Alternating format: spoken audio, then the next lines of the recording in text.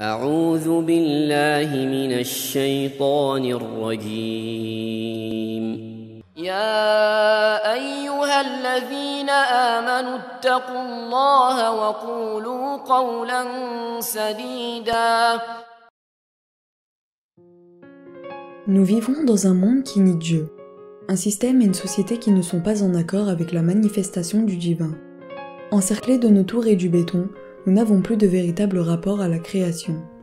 Les horloges ont pris le contrôle de notre vie, au détriment de l'observation des éléments. Notre existence est partagée entre le travail et le besoin d'assouvir nos passions. Tout ce système marchand nous pousse inexorablement à l'oubli.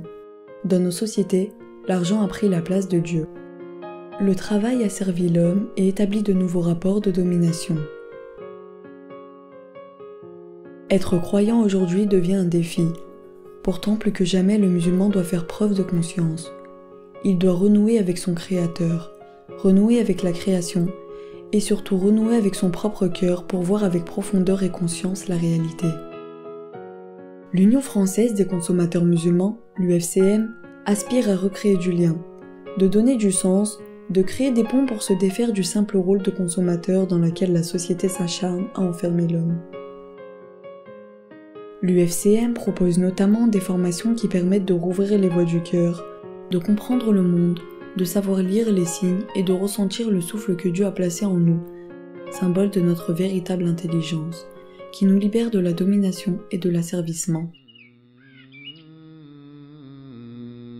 إن سألتم عن إلهي فهو رحمن رحيم أنزل الشرع حنيفا رحمة للعالمين رحمة للعالمين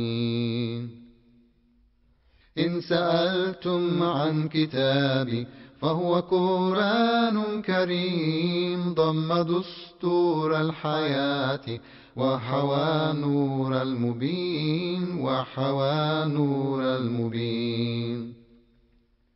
Découvrir tout d'abord quelles sont les particularités de cette personne qui est l'enfant. Bon, après il viendra un jour où Allah décidera de mettre fin à l'existence, à la vie. Ce qui apporte un bienfait, une utilité est permis. Ce qui apporte une nuisance est interdit. En fait, Allah subhanahu wa ta'ala te dit, ce que tu fais dans la dunya, il faut que ça soit matiyatan lil akhirah, il faut que ça soit un tremplin pour l'au-delà. Ça veut dire que c'est pas seulement mes prières, c'est pas seulement mes actes d'adoration, c'est ma vie et ma mort. On doit comprendre la mort et on doit vivre la mort selon la conception divine, selon comment la norme nous l'a révélée. Elle se fait selon ce que Dieu a voulu. Et ça s'agite jusqu'à ce que ça se vide complètement. Et Allah subhanahu wa ta'ala a recomblé derrière. Pourquoi? Parce que dans cette situation-là, malgré cette difficulté-là, elle est restée attachée à Dieu, elle est restée en éveil par rapport au signe de Dieu.